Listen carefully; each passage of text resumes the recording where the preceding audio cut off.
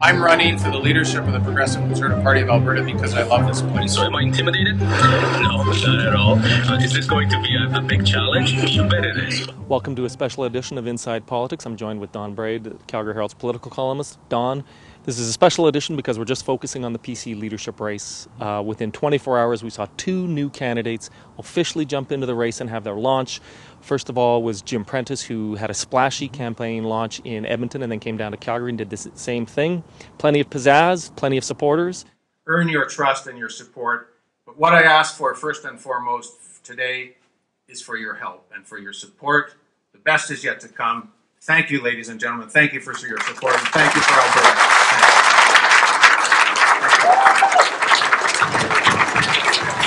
Then 24 hours later, we had former Deputy Premier Thomas Lukaszuk leave Cabinet and his Labour Minister position and go to a coffee shop and then have a very low-key kind of launch with some reporters. My campaign will be solely run by volunteers from all over the province, and that's the kind of campaigns I like. All of my previous campaigns for the office were always run by neighbors, by community leaders, by volunteers, and you will see that kind of a campaign. So am I intimidated? No, not at all.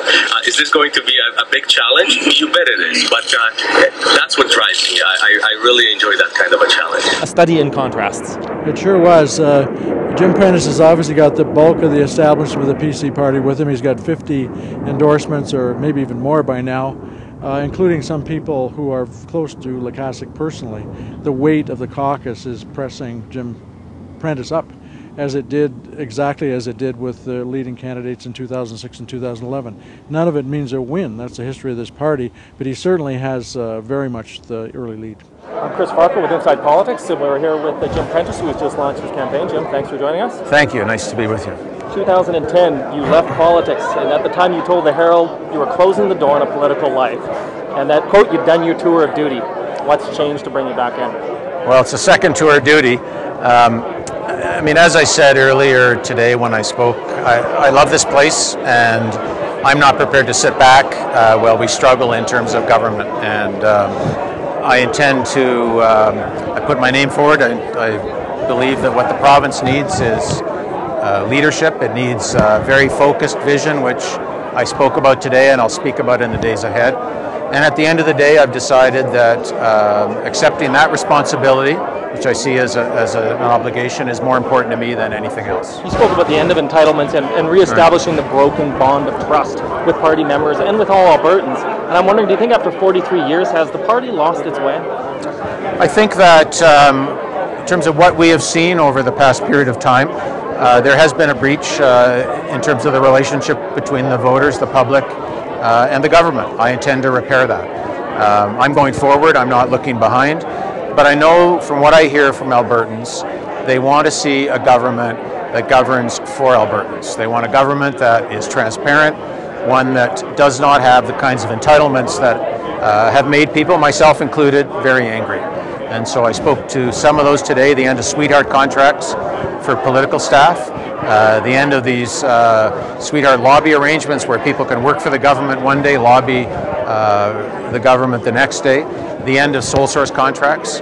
This is just the beginning, but these are the entitlements I'm speaking of, and they are going to be a thing of the past. Last question is, 11 years ago you ran for a PC leadership federally and lost to Peter MacKay. And I'm just wondering, looking back now, what lessons have you lost, or what lessons rather have you learned that you might find applicable when you run this time? Oh, gee, I learned a lot of lessons, and I was very fortunate to serve in Ottawa, to serve with the Prime Minister. I learned so much in the roles that I had, but I think fundamentally what I learned is the importance of focus, the importance of discipline, and the importance of public trust. I mean, we are elected in positions of responsibility because people entrust us with their money, they entrust us with their senior citizen care, they entrust us with all the things that are important to them.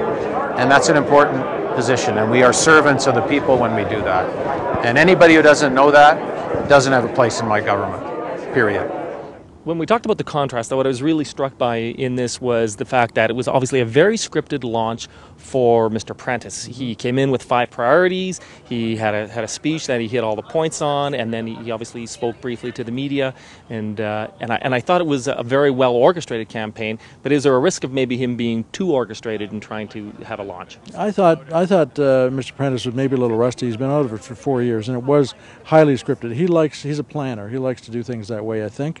Whereas Lukaszuk was totally informal, just answering questions at a coffee shop, and it's almost as if he just sort of decided the other day, although he's been considering for months, to do this, and he doesn't have a campaign manager, he doesn't have any structure in place. He's going to go driving off around the province to scare up signatures for this. Right. But there's a calculation there as well, because I think both McIver and Lukaszuk calculate that people really do want somebody who's just a regular guy, regular person, to do this, who's also competent. And Prentice is leaning heavily on the competency, the managerial, the leaderly thing, right? So. Everybody wants to be the anti-establishment candidate, or at least not to be the establishment candidate, in the words of Thomas Lukaszuk. Why is everybody running against the establishment here? Well, it's funny because they obviously are. I mean, here's Prentice, who comes from outside into this job, but he's so establishment within the PC party. When you've got all those, and then when at the function in Calgary the other day, I must have seen a dozen or more old Tory workers been around for decades. Those are the people who are with Jim. But obviously, because the party is so unpopular, it's unpopular for reasons, it makes sense for all of them to present themselves as something new. It is kind of amusing to see Lukaszuk saying he was the first one to criticize entitlements, and he's the outsider when he in fact was Redford's deputy premier. Now, they didn't get along, is my understanding, but still. Every week we have winners and losers, but this week we're going to just make it winners because we're focusing on the 3 campaign launches, both Ric McIver's a couple of weeks ago, as well as Thomas Lukaszuk's and Jim Prentice's. Who do you think actually won in terms of the battle of the launches? I think Prentice did because he got so much publicity.